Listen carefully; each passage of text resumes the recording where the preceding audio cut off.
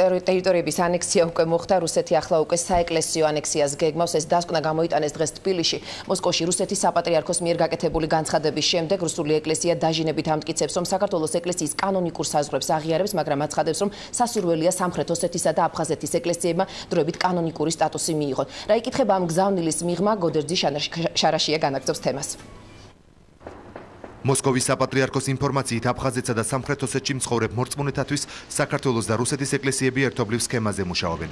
ეს განცხადება ტელეკომპანია ვესტის ეთერში მოსკოვის საპატრიარქოს საგარეო ურთიერთობა და განყოფილების ხელმძღვანელმა გააკეთა. არქიეპისკოპოსი აცხადებს, რომ სასურველია აფხაზეთის ეკლესიამ დროებითი კანონიკური სტატუსი მიიღოს. რუსეთის ეკლესია აფხაზეთს საქართველოს ეკლესიის კანონიკურ ტერიტორიად აღიარებს და პოლიტიკური საზღვრების შესვლამ ამ აღიარებაზე გავლენა ვერ მოახდინა. ამის მიუხედავად, დე-ფაქტო საქართველოს ეკლესია აფხაზეთში არ იმყოფება და სასულიერო პირები იქ წასვლას ვერ ახერხებენ. მაშასადამე, ჩვენ უნდა დავეხმაროთ აფხაზეთის სასულიერო პირებს, რომლებიც იქ იმყოფებიან, რომლებიც არ არიან განხეთქილებაში და ახორციელებენ მოღვაწეობას.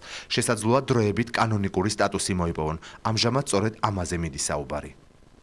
არქიეპისკოპოსი ილარიონი ამბობს, რომ თუკი კონფლიქტის ზონაში ეკლესიის სტატუსი არ გაერკვევა, მაშინ შესაძლოა აფხაზეთში საეკლესიო მოღვაწეობა სერიოზული საფრთხე შეექმნას. საუბარია არამართლმადიდებლებზე, რომლებმაც შესაძლოა ყველაფერი ხელში ჩაიგდონ. თუ აფხაზეთის ეკლესიასთან დაკავშირებით სიტუაციას თვითნებურად მიუშვებენ, მაშინ აფხაზეთი პირველ რიგში ხელში მუსულმანებს გადაეცემათ, რომლებიც იქ ეკლესიის სისუსით ისარგებლებენ და თავიანთ გავლენას გააძლიერებენ. მოსკოვის საპატრიარქოს მიერ გაკეთებულ ოფიციალურ განცხადებაზე სატელევიზიო კომენტარს საქართველოს საპატრიარქო ჯერჯერობით არ აკეთებს. განცხადება საპატრიარქოს პრესამსახურმა გაავრცელა. საქართველოს ეკლესია არასოდეს დაეთანხმება რუსეთის სასულიერო პირების კონფლიქტის ზონაში მოღვაწეობას. რუსეთის სასულიერო პირების აფხაზეთსა და სამხრეთ ოსეთში უკანონო მოღვაწეობაზე საუბარი იყო ორი ქვეყნის მაღალ სასულიერო პირებს შორის. ის, რასაც არქიეპისკოპოსი ილარიონი აცხადებს, მხოლოდ მათი მოსაზრებაა, რაზეც საქართველოს ეკლესია არასოდეს დათანხმდება. ამ თემაზე საუბარი საქართველოს და რუსეთის პატრიარქებს შორის შეხვედრაზე მოხდება, რომელიც მალე გაიმართება.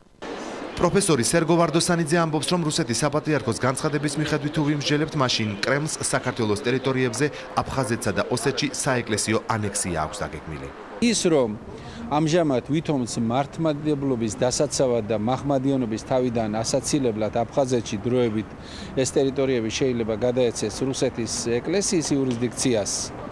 ეს არის ყოველად მიუღებელი რამ და ეს იქნება მცდელობა, რომ რაც ანექსია მოხდა აფხაზეთის და ცხინვალის რეგიონში რუსეთის სახელმწიფოს მიერ, იგივე ანექსია განახორციელოს ეკლესიამ, რაც ყოველად მიუღებელი და დაუშვებელი იქნება.